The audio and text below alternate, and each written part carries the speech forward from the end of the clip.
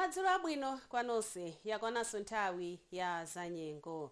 Mvula yochulukirapo inagwa ku Bolero yokwana 45 mm, Kamanga kuchitipa 30 mm ndipo Pemba kusalima inagwa yokwana 14 mm, Zomba Agriculture 10 mm, pomwe Kuntaja inagwa yokwana 9 mm, Unima kuzomba 5 mm, koma Shamama Kasungu inagwa yokwana 2 mm. Tiyembekezere nyengo ya mvula ya mabingu kupitirira madera chigawo chapakati kumpoto komanso mphepete mwa nyanja ya Malawi, ndipo nyengo ya mphepo ikuyembekezereka madera chigawo chakumwera. Izi zili chonchi kamba kadera lobweretsa mvula lotchedwa ITCZ lomwe lakhazikika chigawo chapakati komanso kumpoto kwa dziko lino. Kote kuti usiku uno tiyembekezere nyengo ya mitambo madera ambiri, koma ya mvula ya mabingu chigawo chapakati, mphepete mwa nyanja komanso chigawo cha kumpoto.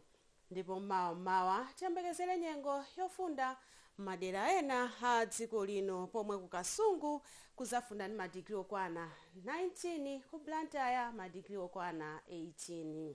Mawa omwewo tiyembekezere nyengo ya mitambo madera ambiri a dziko lino, ndipo mvula ya mabingu yomwe ikhoza khalanso ya mphamvu ikuyembekezereka madera chigawo chapakati, mphepete mwa nyanja ya Malawi komanso chigawo cha kumpoto. Mawa masana tiyembekezere nyengo yotentha madera ambiri, pomwe kwa Ngabu ndi Kusanje kuzatentha ndi madigiri okwana 34, ku Mankibe komanso ku Kalonga kuzatentha ndi madigiri okwana 29. Masana omwewo tiyembekezere nyengo ya mphepo komanso ya mitambo yapatali chigawo chakumwera, koma nyengo ya mitambo komanso ya mvula ya mabingu yomwe ikhoza kukhala ya mphamvu ikuyembekezereka chigawo chapakati, chigawo chakumpoto komanso mphepete mwa nyanja ya Malawi. Mkucha lachisanu tiyembekezere nyengo yangati yomweyi kupitirira ya mitambo yochulukirapo komanso ya mvula ya mabingu muzigawo chapakati, chigawo chakumpoto komanso madera a mphepete mwa nyanja ya Malawi.